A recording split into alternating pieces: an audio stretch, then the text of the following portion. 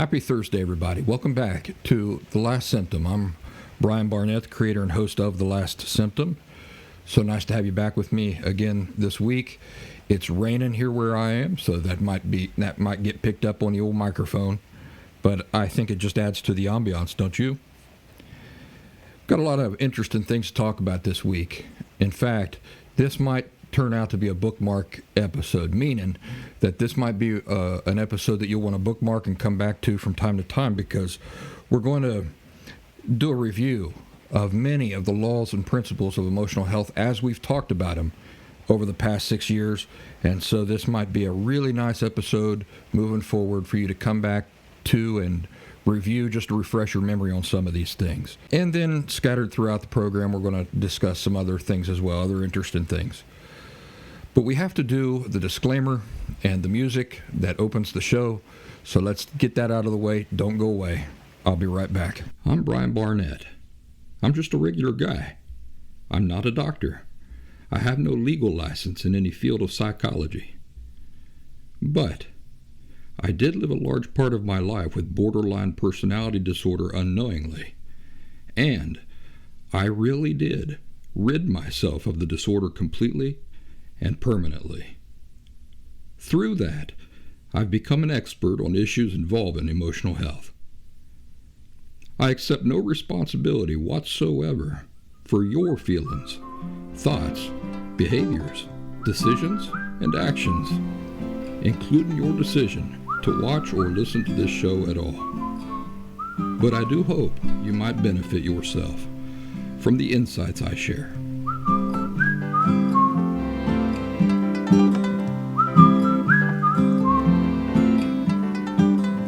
Let me tell you something that I learned this week about women's eggs. This is true. This is not a joke. Something I learned very interesting about women's eggs. All the eggs a woman will ever carry, get this, form in her ovaries while she is a 4-month-old fetus in the womb of her mother. Do you know what that means? It means that our cellular life, as an egg, begins in the womb of our grandmothers. That's right. Each of us spent 5 months in our grandmother's womb, and she in turn formed in the womb of her grandmother. That is something that has blown my mind this week, and I can't stop thinking about what that means about life as I know it. Proverbs 24:10 says that if you become discouraged in the day of distress, your strength will be meager. Have you ever been discouraged? Can you attest to the truthfulness of Proverbs 24:10? Has it ever been hard to get out of bed? Have you ever put things off? Have you ever moped around due to discouragement? Well, we're going to talk about something today that is even worse than discouragement. That's a little bit later on in the program. Will Smith and family is the family that, the gift that keeps on giving, aren't they? And I probably shouldn't say it like that, because I don't revel in the suffering of anybody. It's just a tragedy what that family puts themselves through, what they have done to themselves, what they put themselves through. It'd be very hard, very difficult for them to find emotional health, because I think a lot of the things that they cling to and value too much are things that prevent what is necessary for them to get healthy as a family, as individuals first, and then, of course, as a family. This week I read a quote by Will Smith. He says his heart was shattered when his son, Jaden, asked to be emancipated at age 15 over their film After Earth, which was a critical failure. Will Smith says he lost his trust in my leadership. I don't know about you, but everything I ever see about Will Smith and his personal life tells me that he is not a leader. He's not a leader. But he wants to think of himself as a leader, according to this. And which is what a delusion. What a delusion to look at yourself as one thing when the facts don't point to you being that thing, and you just being waist deep in denial. His son, by the way, they posted a picture of his son currently. There's a young man that doesn't look happy. So he's going to carry on all the disorder and the unhealth and the unhealthy attitudes that his family passed down to him. Last week, or in the previous episode, I made a statement that there are not different types of people. And I just wanted to expand on that a little bit. I didn't want to be misunderstood what I meant about that. Clearly, there are different types of people in the sense that we have different cultures, we have different skin colors, we have different lifestyles, we have different values, and these sorts of things. Clearly, in that sense, there are different types of people. What I was referring to is in anything that matters as far as how human beings operate, there are not different types of people. When you hear people talking about borderline personality disorder people, for example, they're not a distinct class of people. They're just normal people with unhealthy attitudes. So it's just normal people thinking in ways that are not healthful, not healthy. So in everything that matters as far as the way human beings operate, what human beings are, there is no different types of people. Somebody, for example, in Iraq, a human being in Iraq, in every way that matters, is exactly no different whatsoever than me right here in Appalachia. The only difference that matters is the way we look at things, our attitudes, our thinking. But as far as me being a distinct class of creature from that person in Iraq, that's not true. And so it only comes down to there's only two distinct types of human being. There's males and there's females. And I realize that's not a popular statement to make this day and age, but you kids out there who think differently, you're idiots. And that's all I got to say about that. There are male and there are female. But other than that, people are people. So in everything that matters, there are not different types of people. And it's important to keep that in mind so that you're not, the nature of what human beings are, you have an accurate understanding of that. I think actually what I said in the last episode is that for my work here, the only thing that matters is healthy and unhealthy. There are healthy people and there are unhealthy people, but they're all just people. So when I'm talking to somebody in Nigeria, do I have to factor into the fact that they are living in Nigeria, they're from Nigeria, in order to figure out what emotional issues they're dealing with and why? No, only thing I have to know is that they're a person. That's the only thing I have to know. So then the way that I listen to and talk to and provide insights for a person in Nigeria is exactly the same as if I'm talking to somebody right here in my neighborhood and listening to them, helping them identify the underlying issues that they're dealing with and correcting them. It makes no difference. There's only healthy people and unhealthy people in my line of work. But as far as like cultures and stuff like that go, of course those are to be celebrated. You know, I really revel and celebrate my own culture here in Appalachia, and I'm very proud of it and everything. But it doesn't make me a different type of human being than you are. So it's important to keep that in mind. What should you do when somebody continues to test your boundaries? Let's say you're married to somebody, you're in a relationship with somebody, or somebody that you have to interact with frequently. Do you remember the BCCCs of emotional health? We are also going to re-mention those here in a little bit. The BCCCs of emotional health stand for boundaries, communication, consequences, conditions. And I've told you in the past that the boundary part is actually the least important part of boundaries. In fact, when I talk to people, I'm always speaking about consequences and conditions, very rarely about boundaries. Boundary is just, this is a line, don't cross it. And people do that all the time, but people also fail to enact a consequence and then fail to enact conditions once somebody does cross a boundary. So you can see, boundary is the least important part of the whole thing. The most important part are the conditions and the consequences. But let's say that somebody continues to test boundaries. How should you, well, let's talk about, for a second, the communication part of the BCCCs. I've told you that when you're going from a situation where you have not been holding people accountable for ignoring boundaries, and now you're trying to adopt that healthy lifestyle into your way of life, that communication is important. In other words, it's not fair to decide, for example, that, well, I have a boundary that you can't call me cracker, all right, just as an example.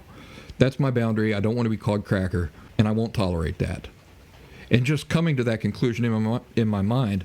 But in the meantime, for the past 10 years, I've been in a group of friends, and they all call me cracker. And they're all used to call me cracker, and they're not used to me pushing back on that at all. Would it be fair of me to just in my mind, in secret, in private, decide, I don't like being called that. And so there's my boundary. And if they do that, here's the consequence. And then what's going to happen? They don't know. I haven't communicated that with them. So now I go and I'm around them. And of course they do it. And then suddenly there's a consequence and they don't understand what's going on. So communication is important in that type of a scenario so that you can communicate to them. Listen, guys, it's all been fun and games here for the past 10 years. You call me cracker. But, it really bothers me. And so I'm not going to allow myself to be spoken to that way anymore. And then communicate, I'd like you guys to respect my wishes. But if it continues, then what do? You communicate what the consequences will be. I won't hang around you guys anymore if you keep calling me cracker. So then in that case, you can see how communication is very important. Now, let's go back to this when somebody continues to ignore boundaries or continues to test boundaries. This is a situation where you've communicated. Let's use the same type of scenario. I don't want to be spoken to in this way. I don't like it. I'm not going to tolerate it anymore. So you can disagree with me, you can get angry with me, but you have to show respect.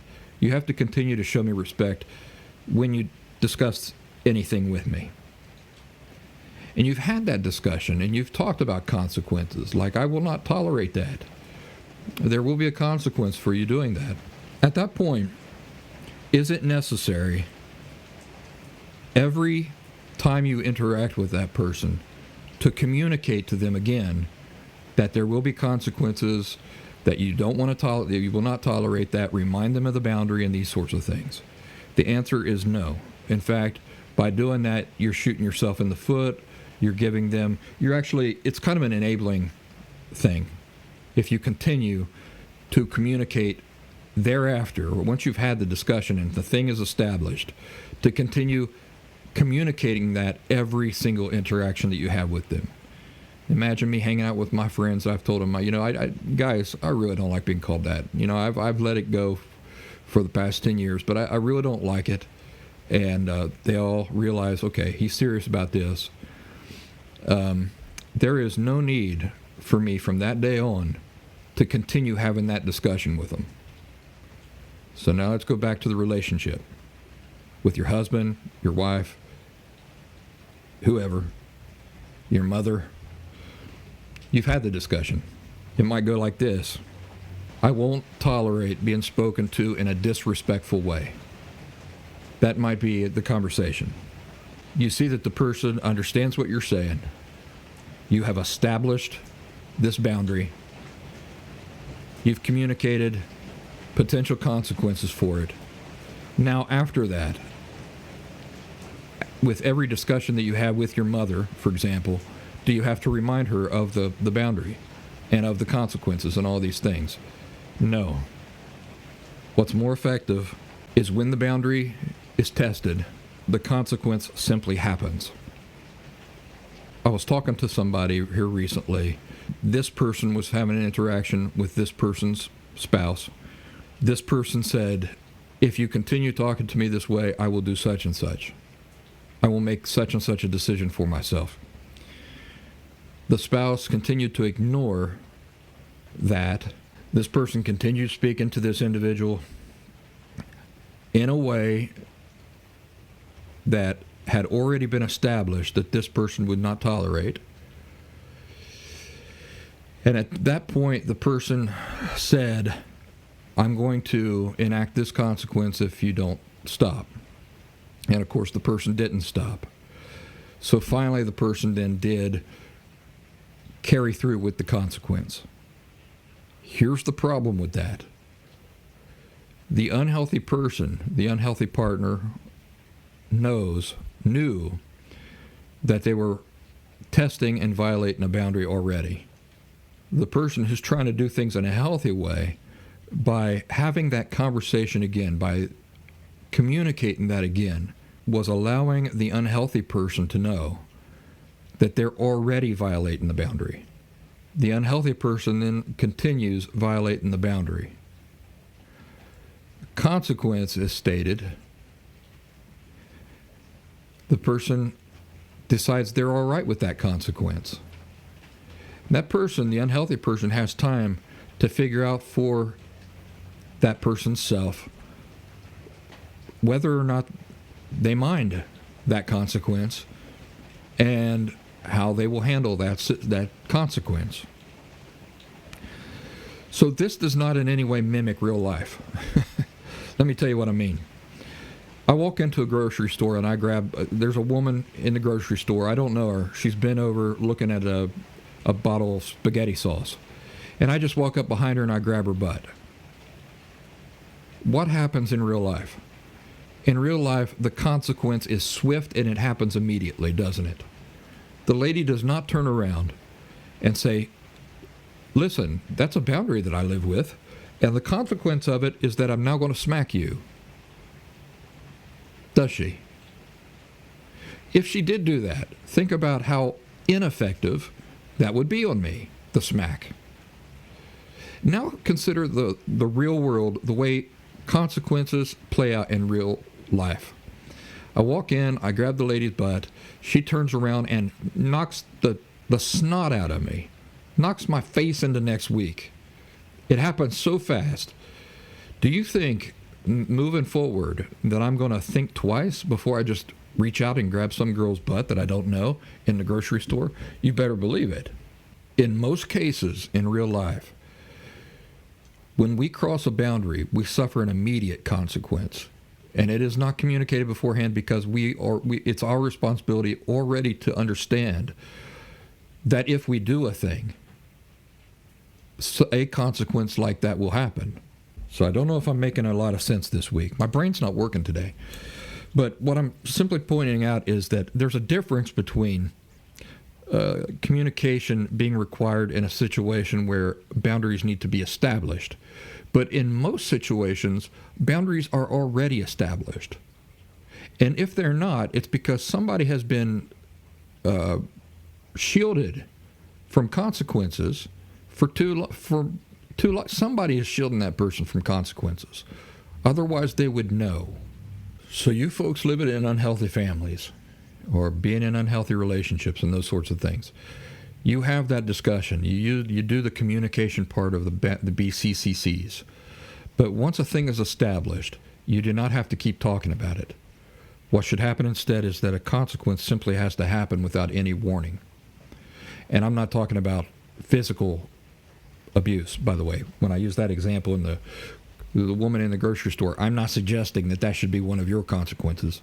I'm just saying in real life that would be the consequence. That and legal action, and probably I'd get arrested for assault and all sorts of things. So What I'm saying is that your consequences, which, remember, have to be decisions you make for yourself. They can't involve some decision that you make for the other person. They have to be within your power. And what that means is that the consequence has to be a decision that you can make for yourself. Like, I'm not going now to, those vacation plans we had. I'm not going on that vacation with you. I know that I said I would, but that was conditional on you continuing to treat me with respect.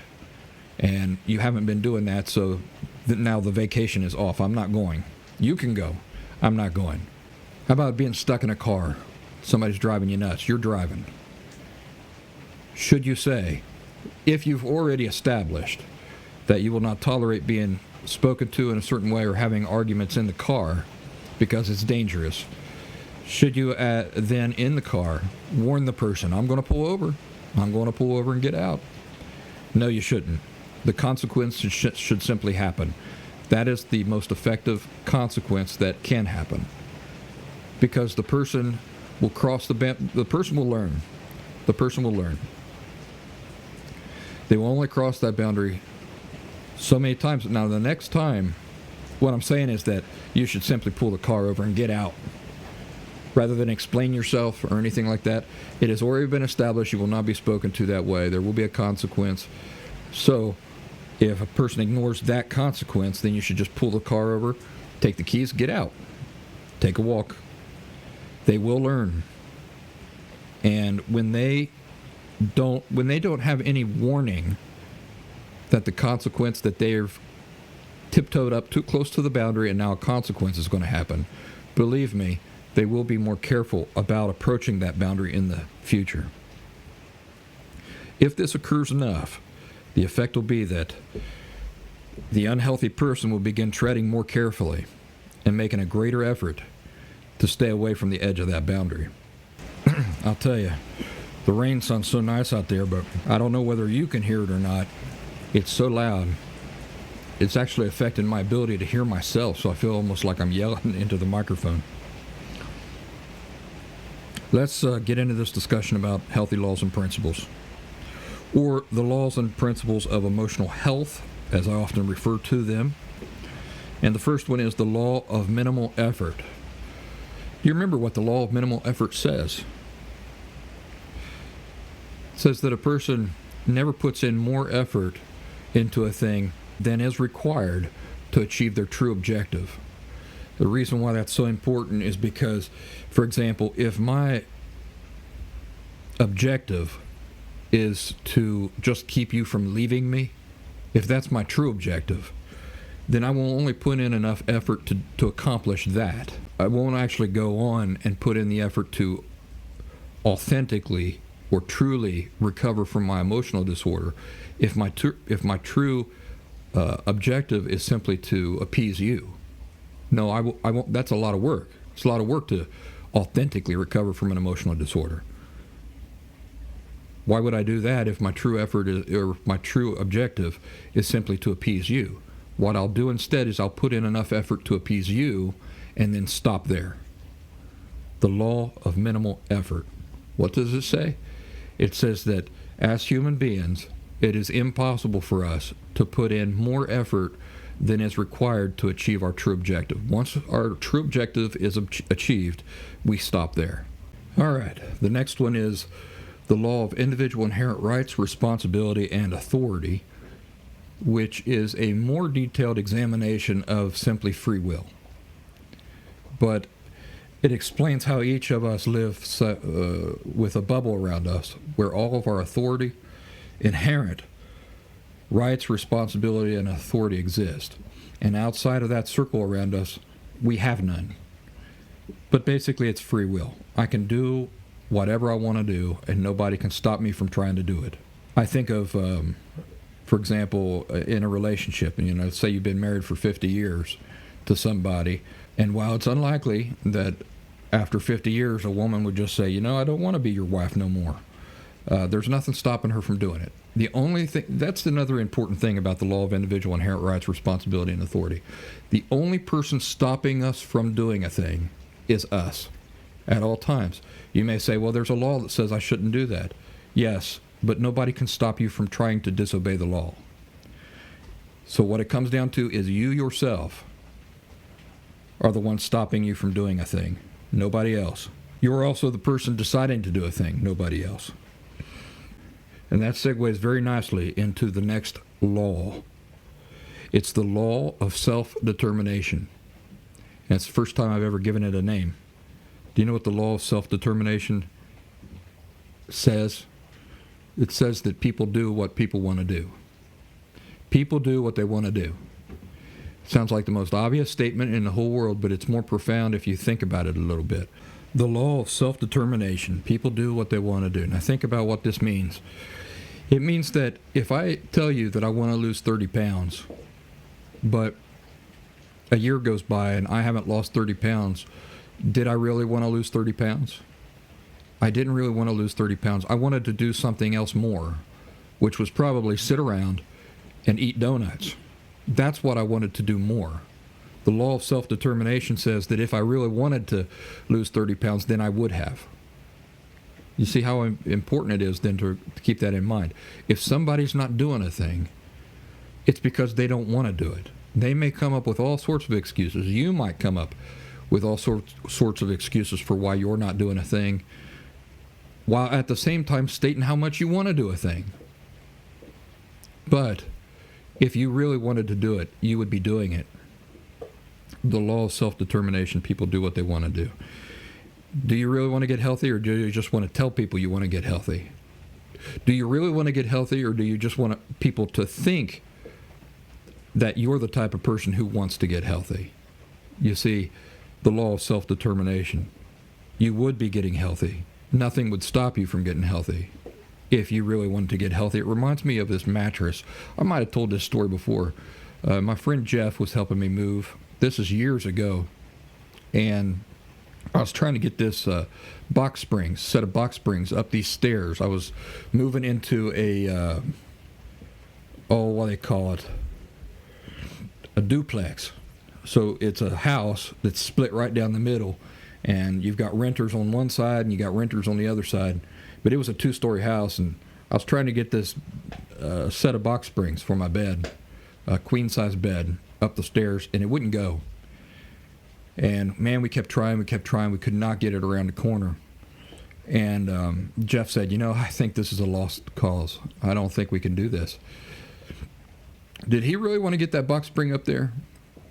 No, what he wanted to do was help me. So whatever that meant, that's the only reason he was there. He was just to help me. But he did not truly want to get the box springs up there. He just wanted to help me. So if I were to throw up my hands and say, it's too much work, then he would be satisfied with that. The box springs would not get upstairs. But the law of self-determination, I wanted those box springs up there. And you know what? I found a way. I went and I got a hammer, and I tapped on those box springs on the frame of it until the frame, I had pulled enough nails and that sort of thing so that the thing then just kind of collapsed. It was malleable. And so then we got it upstairs, and then I got some screws, and then I put the whole thing back together. But there's a good example of the law of self-determination. People really do what they want to do. Just remind yourself of that. People do what they want to do. Think about this. I have a friend currently. I haven't seen him since last November.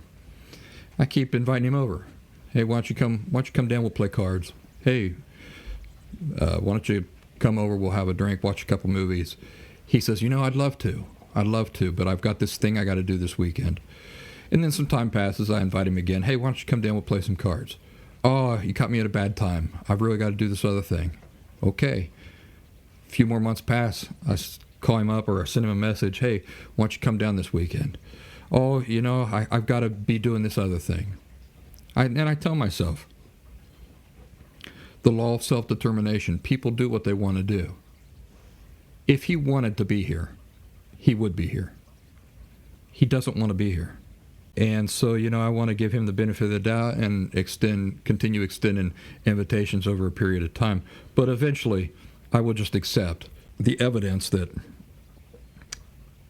he's got other things that are more important to him than coming down and spending time with me. So the law of self-determination, that's a new name that I've given it. I used to just discuss it as people do what they want to do, but I thought, it needs a name, and that name is the law of self-determination. Now, what is the difference between a law and a principle? Maybe we should discuss that. A principle is something that you can live by, but you don't have to. It's just that your life would be greatly improved if you did live by the principle. A law, on the other hand, you don't have a choice. With a law, we are all bound to that law, whether we know it or not, whether we like it or not. So this law of self-determination, you can't escape that. That is a natural part of being a human being. If you want to do something, you will do it. On the other hand, if you're not doing a thing, it's because you don't want to do it. That's a law that we're all dealing with as human beings. The next one, the law of genuine attitude reflection, also a law. What does the law of genuine attitude reflection say? It says that my natural behaviors cannot betray my true underlying attitude about any given thing. So think about like parents who say that they love their kids, but the way they treat their kids is contradictory to love. The law of genuine attitude reflection says that their attitudes, their true attitudes toward their children, can be seen in their natural behaviors, their natural dealings with their children. One will not contradict the other. If I think that, I've used this example to death about dynamite. If I think that if I truly believe that dynamite is dangerous, if that's the true attitude I live with about dynamite, you will not see me walking around juggling it or just tossing it around all willy-nilly, because that would be contradictory. It would contradict that attitude, wouldn't it? Instead, what you'll see me treating dynamite very gingerly, being very careful with it. Hey, telling you, be careful around that. Then you see that the true attitude that I live with about dynamite is being mirrored perfectly in my behaviors, the way I manage myself around dynamite. The reason why the law of genuine attitude reflection is so important is because people say lots of things. We tell ourselves lots of things. Will Smith likes to think of himself as a leader, but when you look at his attitudes, when you look at his behaviors and stuff like that, the true nature of his family, the way his wife just walks all over him, the way his kids just walk all over him, you see, his management of that situation contradicts what he says he thinks. He thinks that he wants to think of himself as a leader, but we know that he does not view himself as a leader. If he did, he would be behaving like a leader, and he doesn't. The best he can muster is kind of this artificial display for the world that he is a leader, like right in his movies. He's acting as a leader, but that's not the way he views himself inside of himself for real. Otherwise, that would be shown in the way that he interacts with his family. Okay, the next thing is metonymy. Y'all remember what metonymy is? That's where we take something, the kind of this abstract notion of something with authority, and we personify it. So a good example of that is the White House issued a statement. That's metonymy. The White House can't issue a statement. It's a building. So somebody inside the White House had to issue that statement. The White House could not do it. And you see this all the time. You see it, for example, science says that one of these days we might be able to fly faster than the speed of light. No, science doesn't say that. Science doesn't say anything. There might be some scientist out there who says it, but science is not a person. It can't say anything. So that's called metonymy. We got a bunch of these to get through, so let's pick up the pace a little bit. Entropy. Entropy. We talked about this not too long ago. Entropy is in the natural world, the natural world's tendency to go from order to disorder. In order for entropy to be halted or reversed, somebody has to be giving a thing constant attention. For example, imagine your house. If you were to just leave your house and abandon it for 5 years and come back to it, what would you find? You'd find all kinds of problems, wouldn't you? You might not even be able to see your house because it might be so overgrown with trees and weeds and vines and those sorts of things. That's entropy. The reason why our houses don't end up that way every year is because all year long we're attending to, right? We're attending to our homes, and our small bit of activity around the house year by year keeps entropy from happening as fast as it would like to. That's entropy. But I've talked about entropy as far as in your personal life. In society, we see entropy happening. Society is not getting healthier every year. Society is getting sicker every year. And anybody who would argue against that is in denial.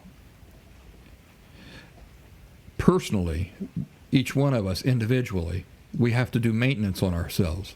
Otherwise, entropy would occur. That's true with our emotional health. It's true with our physical health. It's true with our spiritual health. It's true in all aspects of life. Even my hair, I have to give it attention about once a month or so. Give myself a haircut, depending on how short I cut it the time before. But that's entropy. Everything goes from order to disorder, and we're seeing that in society today. When you think about how many unhealthy people are out there compared to healthy people, today there's more unhealthy people than there were probably 200 years ago. Why? Because of entropy. You have families who adopt unhealthy attitudes, pass those unhealthy attitudes to their kids, and then it's kind of passed along that way through the generations. And as the generations multiply and multiply and multiply, what has happened is we've seen much more unhealthy people emerge in society than healthy people. Have you ever heard of the law of the hammer? I don't know if I've ever discussed it in the show. I've discussed it in other aspects of my work. The law of the hammer, and this is something that I have to be careful with, says that for somebody who has a hammer, every solution looks like a nail. So, for example, if you are a scientist, since we're picking on scientists today, if you're a scientist and you look out at the world and you're trying to come up with solutions you're trying to come up with explanations for problems and solutions to problems, then the law of the hammer says that you would be inclined to look at everything through a scientific lens, right? So there's got to be a scientific explanation for every problem. There's got to be a scientific solution. The law of the hammer is dangerous because that's not the way real life works. Just because you know a lot about science does not mean that everything has a scientific explanation, does not mean that every problem has a scientific solution. The reason why I say I have to be careful about that is because my emphasis here in Last Symptom Land is on emotional issues, right? So I do have that tendency that every time I'm looking at the world and its problems to apply what I know about emotional issues, emotional unhealth causes, emotional solutions.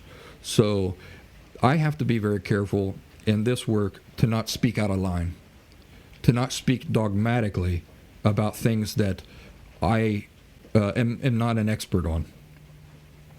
Right? It's tempting for me to go, everything can be traced back to an emotional health explanation. And that's not necessarily true. The law of the hammer. Keep that law in mind as you go about your life, and make sure that you're not looking at everything and thinking that just because you know a lot about one subject, then that subject or that topic or that category of thing explains everything and solves everything. We talked about discouragement a little bit earlier. We quoted that scripture from the Bible. And I told you that we were going to mention something today that is even worse than discouragement. It's disillusionment. So that's the next entry in our list of laws and principles of emotional health. Disillusionment is the greatest enemy. Not discouragement, not making mistakes, not failures, not what people might think of us, but disillusionment is the greatest enemy. I've told you many times it's a killer. It pulls the rug right out from underneath of you. It makes you lose faith and trust in everything. And once you've lost faith and trust in everything, then you are unwilling to invest your time and energy and effort into anything. Disillusionment is the greatest enemy. The next entry is suppliers or deniers. Suppliers or deniers. Unhealthy people view everybody as suppliers or deniers of their wants and needs.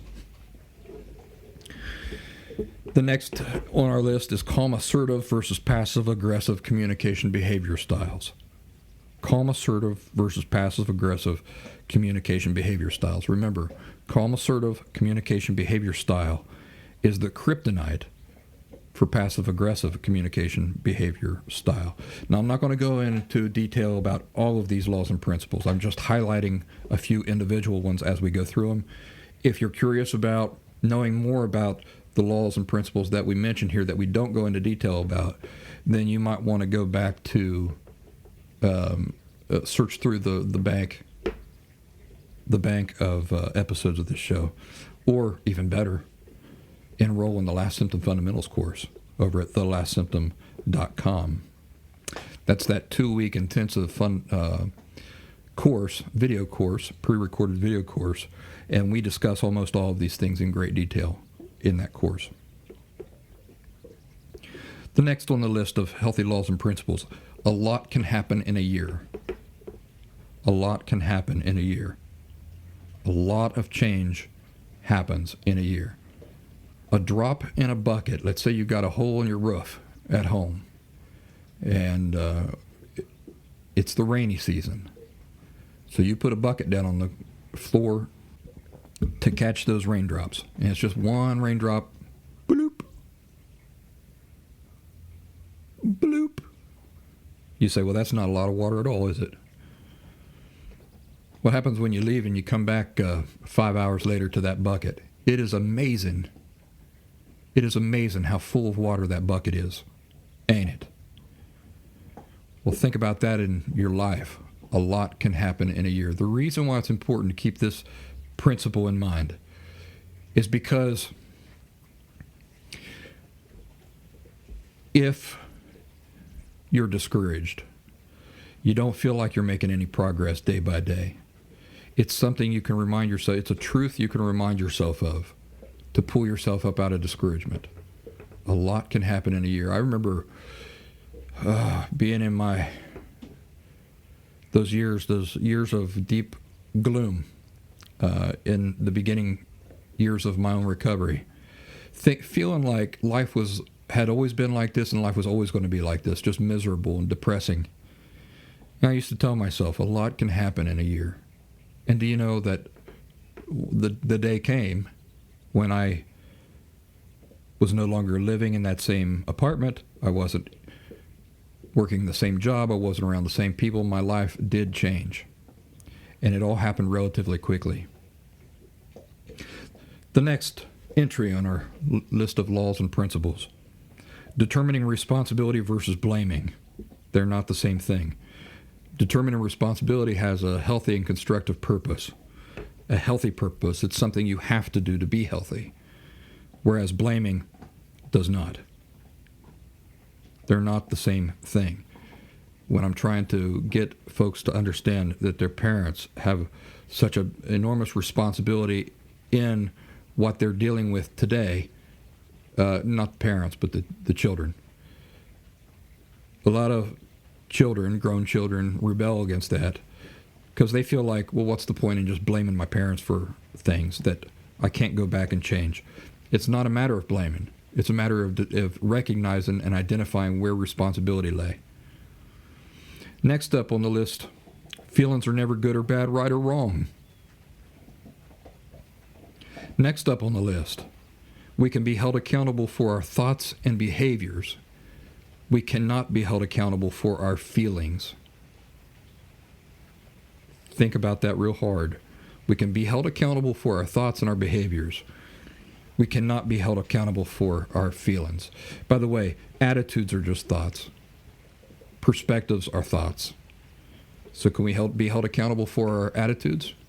If we're living with unhealthy attitudes, yes, we can be. But we cannot be held accountable for our feelings.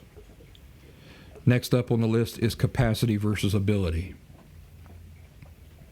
Capacity versus ability. Remember, I have the capacity to play the banjo, but I don't have the ability because I've never learned.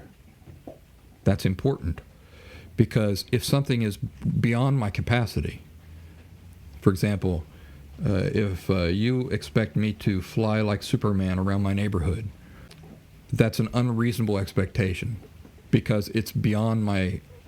I couldn't do that even if I wanted to. But could I run a marathon around my neighborhood? Yes, I could. I have that ability. I have that capacity. So then that would be a reasonable expectation. Possibly. You know, whether I want to do it or not is a whole other issue. The law of enabling.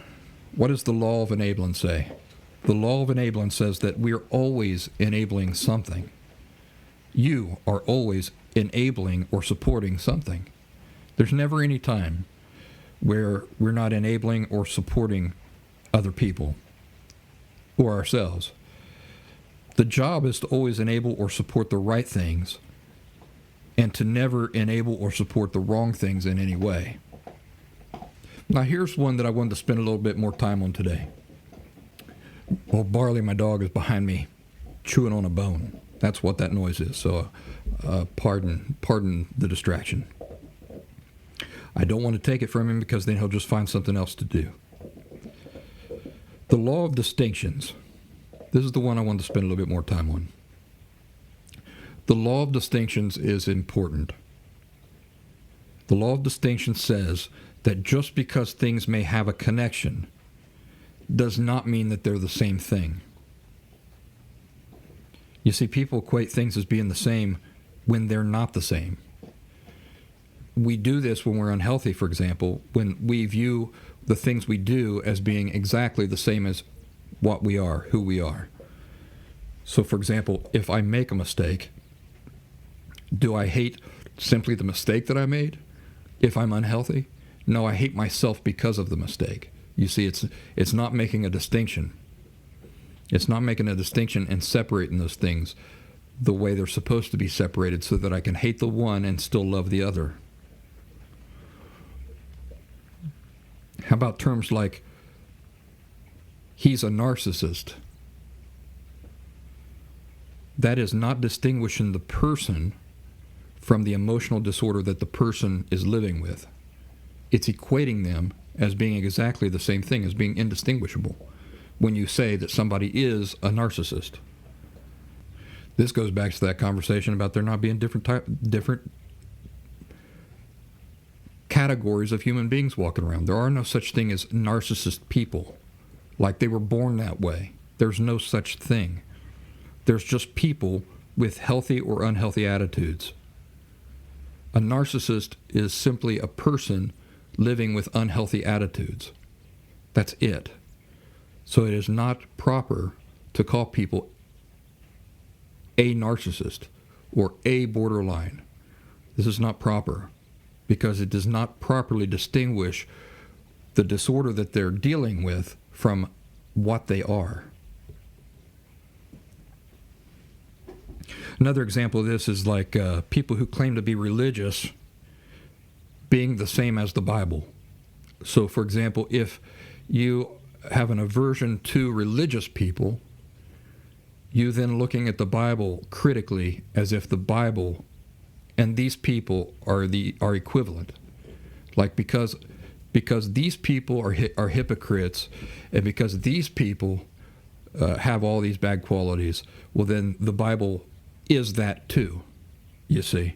It is not living in harmony with the law of distinctions. Lots of people can claim to be religious, that they are not the same as the Bible. It's not even the same as having religious beliefs in general, right? So that's something to keep in mind. How about a gay person? A gay person. Again, this is important to keep in mind, that there are no such things as different categories of people walking around. There's only people. So when you look at a person and you view them as a distinct creature, like a distinct human being, like they are different than many other human beings, then you're viewing the person as being exactly the same as their sexual desires. And they're not. It's simply a person with sexual desires, with sexual leanings. About a doctor, you view a person as a doctor, right? We call people, what is he? He's a doctor. Fails to distinguish that the person's job is different than who and what they are. You see, doctor describes a superficial temporary state. But in our society, many people don't view doctors that way, do they? They view somebody that once they become a doctor, that's what they are inherently. Is it important to make a distinction? It absolutely is. Every day, all the time. Doctor describes a temporary superficial state, not an inherent permanent reality. What is the permanent inherent reality, or the inherent permanent reality? He's a person, that is to say, he's a human being, and he's a man, or it's a person and it's a woman. Those are inherent permanent realities, not temporary superficial states. How about science being the same as scientists? As if the two are indistinguishable and inseparable. I just saw a video this week of a politician in front of Congress, sitting in front of Congress, saying, talking about science shows us this, science says this, science has proven this, and he was speaking to the Congress in using these terms that stood out to me, because I said, I know what he's doing. I know what he's doing. It occurred to me during this discussion that science can't show us anything. Science can't say anything. Remember metonymy? It's like saying that carpentry went out and built a house. How did that house get there? Well, carpentry built it. Really? Yes, carpentry built that house. Have you noticed that we don't talk like that when we're talking about things like carpentry or artistry, right? Hey, who did this painting? Artistry did that painting. Artistry did it. Oh, wow, that's amazing. We don't talk like that, do we? When we're talking about things like artistry, carpentry, linguistics. Right? Who's going to be interpreting for me today? Linguistics will be. Linguistics will be coming to the hospital and interpreting for you today. Or translating this book for you. Who? Linguistics. We don't talk like that, do we? So why do you suppose that scientists do talk that way about science? Why do you think scientists and people out there who are not scientists, but that's their religion, why do you think they would talk in that way about science? Science says, science has proven, right? Is that different than who built this house? Carpentry did. Carpentry built that house. Think about why they might do that, why they might refer to science instead of scientists. Can science do anything on its own? No, it can't. It's simply a field of study and a discipline. It's scientists who research, come to conclusions, do things, and explain things. But notice that in all of these areas, carpentry, artistry, In all these areas, by not making these distinctions, by equating two things as being the same when they are not, they have a connection, but they're not the same thing. What is accomplished is that the true nature of the thing becomes hidden. So again, I'll ask you the question, why do scientists and people who view science as their religion, instead of saying a scientist explained this thing or a scientist discovered this week, they say science itself said, and science itself discovered a thing? Why do they talk like that? Why do elites talk about science and scientists as being indistinguishable from each other? Well, I've kind of already alluded to it. It's because science is their religion, whether they know it or not, whether they would acknowledge that or not. It's their religion. To talk about science as an abstract, infallible, immaterial force or entity makes it impossible to argue with. You see, only a heathen would dare argue with an all-knowing immaterial entity. But what about scientists, the people?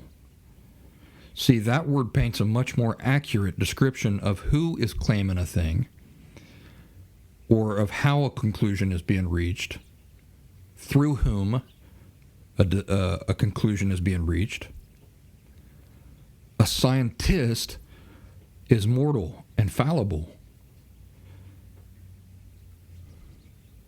So do you see that in order to attempt to distance themselves from any notions of fallibility, to make it impossible for anybody to argue to the contrary or to do their own thinking, these people always refer to science rather than to scientists. Science says this, science discovered, science shows us. Anthony Fauci famously said, "I am the science." Why would he talk that way?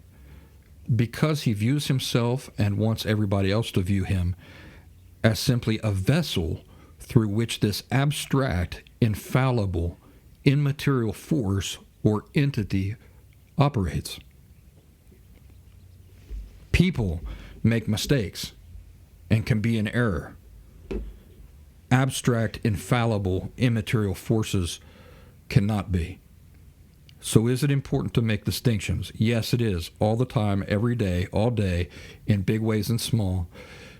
Remember, even the people that you're going to for help, therapists and psychologists and those sorts of things, don't allow them to speak to you as though science says, research has concluded, those sorts of things. If they can't do their own thinking and accept responsibility for the conclusions they themselves have reached based on what they have studied and read, then you probably don't want a person like that trying to help you become healthy, because they're not practicing things that are required themselves in order to be and maintain emotional health. Next up on our list, shame is the only emotion that has no constructive purpose whatsoever when applied to people or our own selves. So it does have a constructive purpose when we're looking at things, not when we're applying it to people. What do I mean by that? Well, what is shame? What is the message in the feeling of shame? The feeling is trying to tell you that a thing is worthless, that is devoid of value. And so things we do can be devoid of value, but we cannot be devoid of value. So it's important then to make sure that when you are applying shame to something, when you're viewing something, is that shameful or not, that you're making that distinction. Am I feeling this way toward the thing I've done, or am I feeling this way toward myself? Am I feeling bad about myself? Remember, shame is just any time you feel bad about yourself. It is appropriate to feel bad about things we do, say, think, etc. It is not appropriate to feel shame about we ourselves or the things we feel. The BCCs of emotional health boundaries, communication, consequences, conditions. Next up on the list, what separates good people from bad people? You see, good people do bad things, and bad people do good things.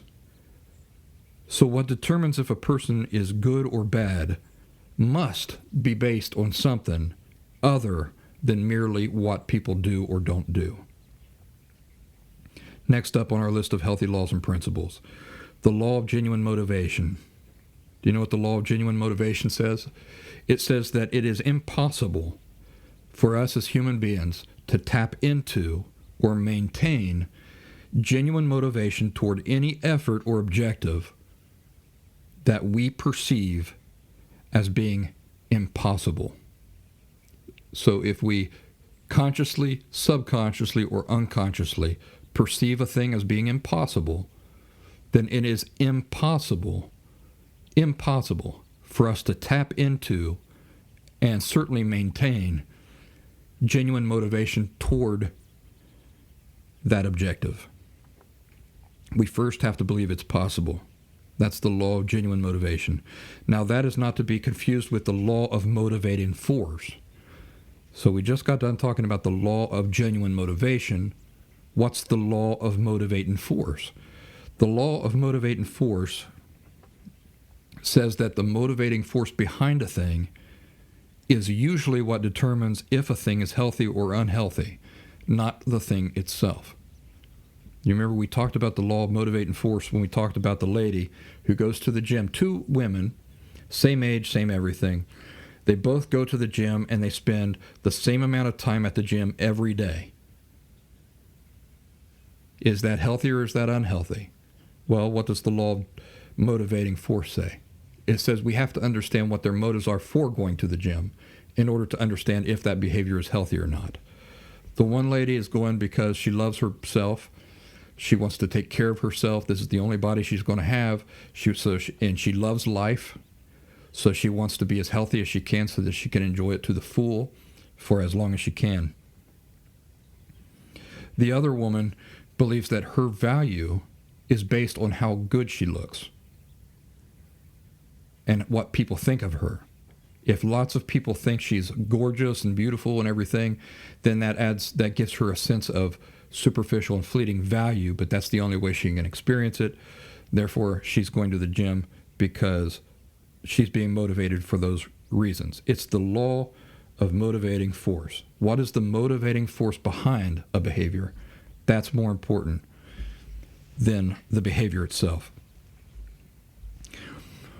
Next up on our list, failure to fulfill a responsibility leaves behind a vacuum, a debt. Failure to fulfill a responsibility leaves behind a vacuum. And what do you know about nature and vacuums? It's that nature abhors a vacuum. We don't want to leave vacuums. How do you bring things back into balance? How do you fill a vacuum when a responsibility has not been lived up to? How do things come back into balance? Consequences and conditions. So failing in a responsibility is not the end of the world because the consequences and conditions can bring it back into balance. It can fill that vacuum. Next up on our list, relationships or contracts. Relationships or contracts. Now, that applies to all relationships. Even a guy on the park bench at the local park who I decided to get into a conversation with. The moment I decide to do that, I'm signing a contract. I'm getting into a relationship with the person. There are different degrees of relationships, but we're talking about all relationships are a contract. The blind faith amnesia effect, you know what that is? That's where you read, for example, in the news, you're reading the newspaper, and you're an electrician, and there's an article there about something in dealing with that field of work.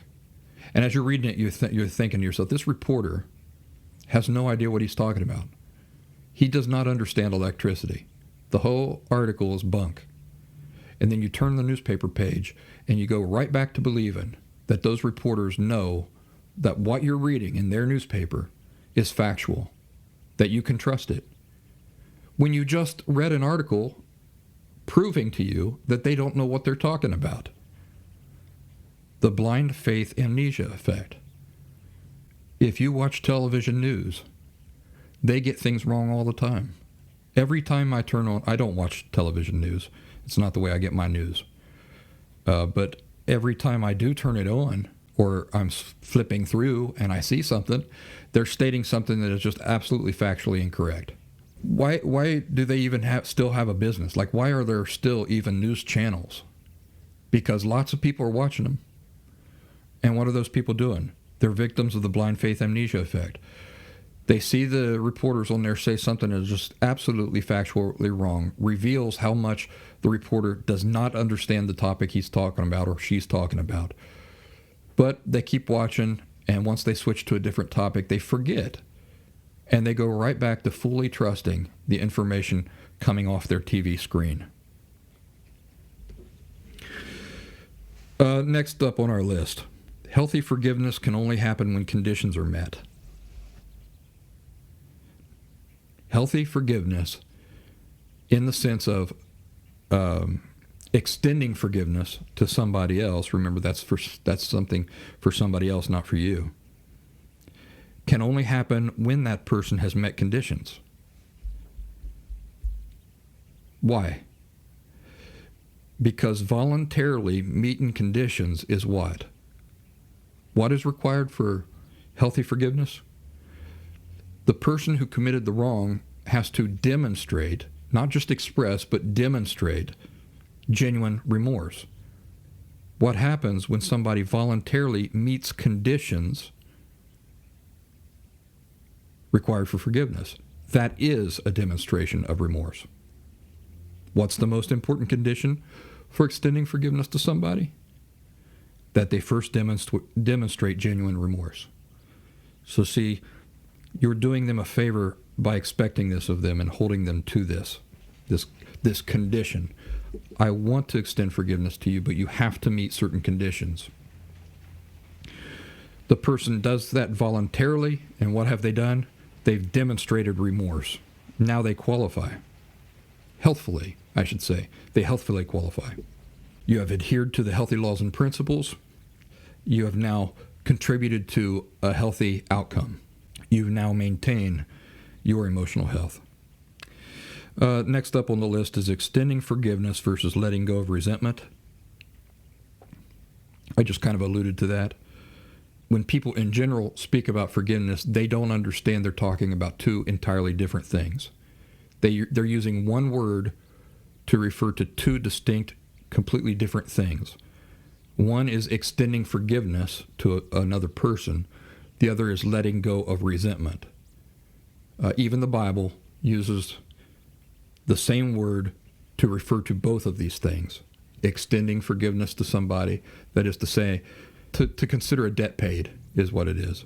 And then the other thing is letting go of resentment. One can happen without the other. They don't have to, both things do not have to happen. So for example, I can extend forgiveness to you in the sense that I'm viewing a debt paid, and I can cling to resentment at the same time.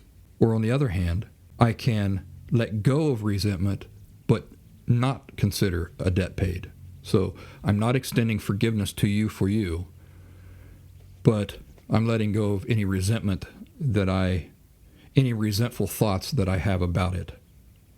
So they're not the same thing. And when I talk about forgiveness, I'm talking about extending forgiveness to somebody else, viewing a debt paid. When I'm talking about the other form of forgiveness, I will not use the term forgiveness. I call that letting go of resentment. And that's for clarity. For clarity, because remember that many things in recovery require a very subtle adjustment in thought. And so in order for me to help others make these very subtle adjustments to their thinking, it is very, very important for me to make distinctions, right? The whole conversation keeps coming back to distinctions, making distinctions. Next up on our list, forgiveness versus acceptance. So think about this: forgiveness versus acceptance versus letting go of resentment. Do you understand all three things clearly? Can you distinguish between them clearly? Can you understand when, in which circumstances, which one applies? Might be something to think about, or enroll in the Last Symptom Fundamentals course.